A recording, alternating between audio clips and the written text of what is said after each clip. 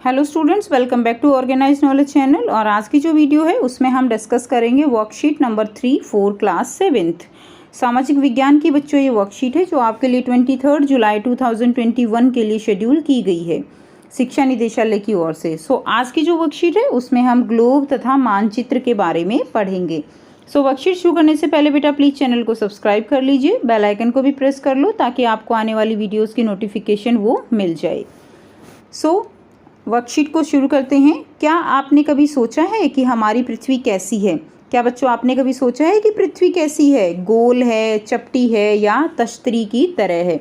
तो हमारी पृथ्वी जो है वो कैसी है? हमारी पृथ्वी चपटी है। कैसी है बच्चों? चपटी, गोल नहीं है। उसके बाद देखिए, ये है हमारी पृथ्वी। हमारी पृथ्वी पूरी तरह से गोल नहीं है। यह उत्तरी व दक्षिणी ध्रुवों पर थोड़ी सी चपटी तथा बीच में से थोड़ी सी उभरी हुई है।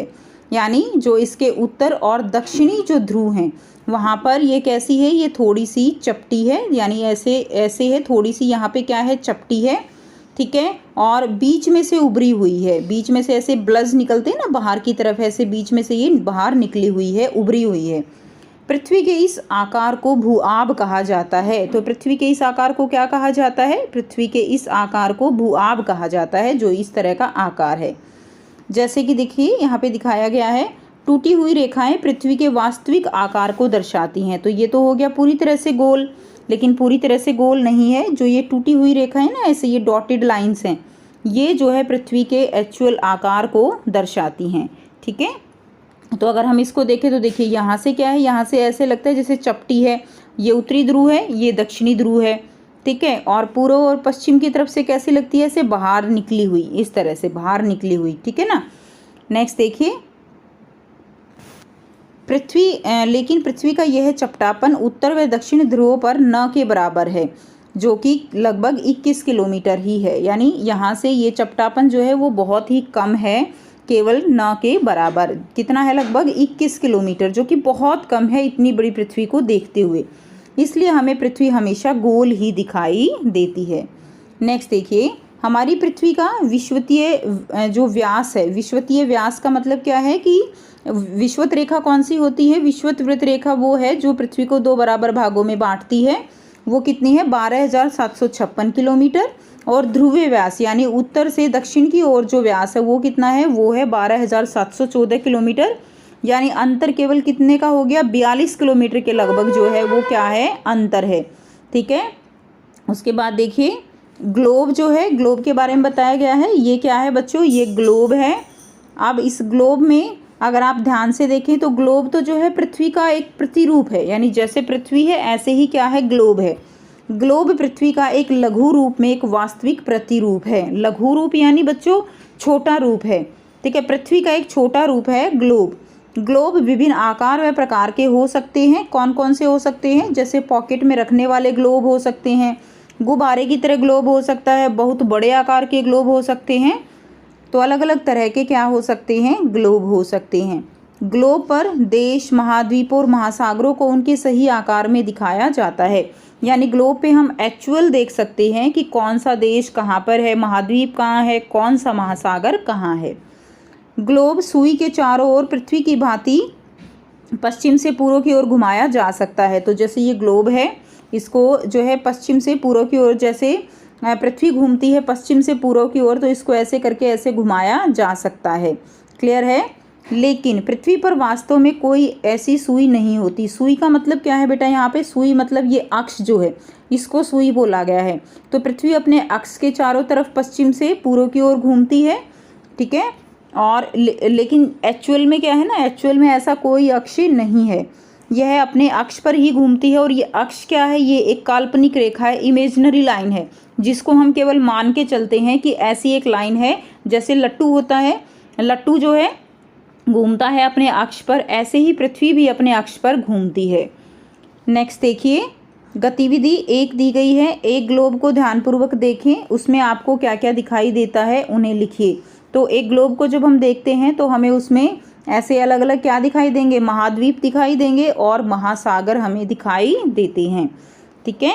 तो आइए इस गतिविधि को करते हैं। आपको क्वेश्चन यहाँ से लिखना है, एक ग्लोब को ध्यानपूर्वक देखें, उसमें आपको क्या क्या दिखाई देता है उन्हें लिखिए। तो आंसर अब हम करेंगे। सो यहाँ से आप लिखेंगे कि हमारी धरती 7 महाद्वीपों में बटी है। एशिया, अफ्रीका, यूरोप, उत्तर और दक्षिण अमेरिका, ऑस्ट्रेलिया और अंटार्कटिका। तो ये क्या है बच्चों, ये 7 महाद्वीप हैं। इसी तरह हमारे यहाँ पर क्या है, पृथ्वी पर 5 महासागर हैं। प्रशांत महासागर, अंटार्कटिक महासागर, ठीक है, हिंद महासागर, आर्कटिक महासागर और लास्ट कौन सा है, दक्षिणी महासागर। तो ये आप लिखेंगे कि ये जो है हमें किस में दिखाई देता है, ग्लोब के ऊपर दिखाई देता है। नेक्स्ट करते हैं, दिए हुए संकेतों से विभिन्न आधार पर पृथ्वी तथा ग्लोब में अंतर बताएं। संकेत ग्रह जिस पर हम रहते हैं, तो ये क्या आ जाएगा, ग्रह जिस पर हम रहते हैं क्या आ जाएगा, पृथ्वी का अर्थ हो जाएगा। गोलाकार क्या है बच्चों, गोलाकार ग्लोब होता है, आकार गोलाकार ग्लोब का है। कोई काल्पनिक रेखाएं नहीं, पृथ्वी पर हो जाएंगी। लघु रूप में पृथ्वी का वास्तविक प्रतिरूप क्या है, ग्लोब के बारे में है। काल्पनिक रेखाएं होती हैं ग्लोब पर। भूआब किसका आकार है, पृथ्वी का।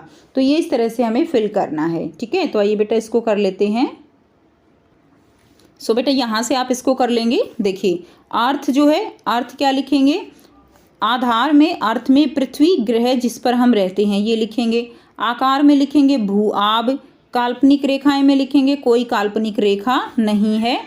और ग्लोब में लिखेंगे लघु रूप में पृथ्वी का एक वास्तविक प्रतिरूप है ये, ठीक है। रू के बाद प लिख लीजिएगा, प्रतिरूप।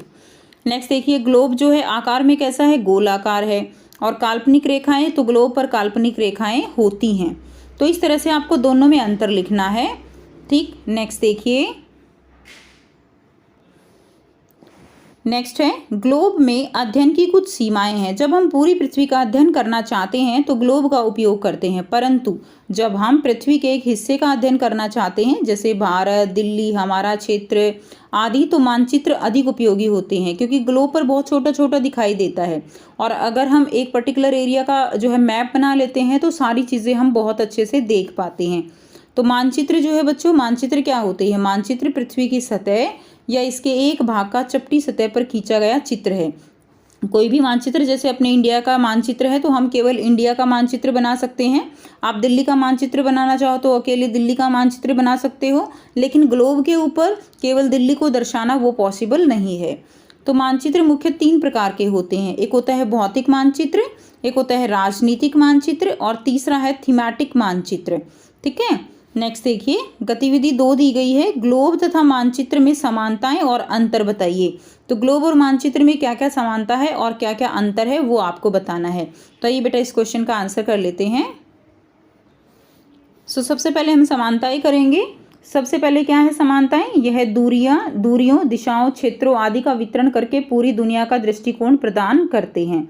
चाहे वो मानचित्र है या ग्लोब है, दोनों ही हमें दूरियों, दिशाओं, क्षेत्र आदि का विवरण जो है वो हमें देते हैं।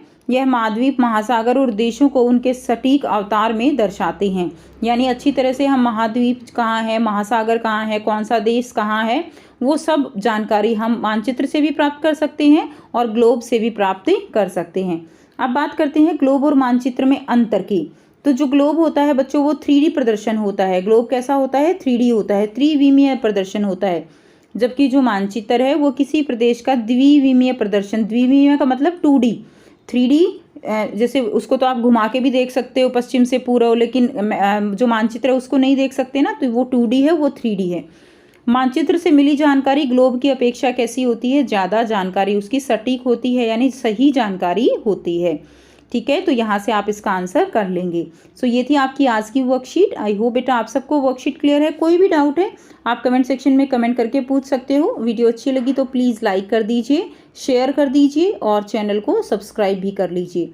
सो थैंक्स फॉर वॉचिंग स्टूडेंट्स, मिलते हैं नेक्स्ट वीडियो में, ठीक है। Bye, take care.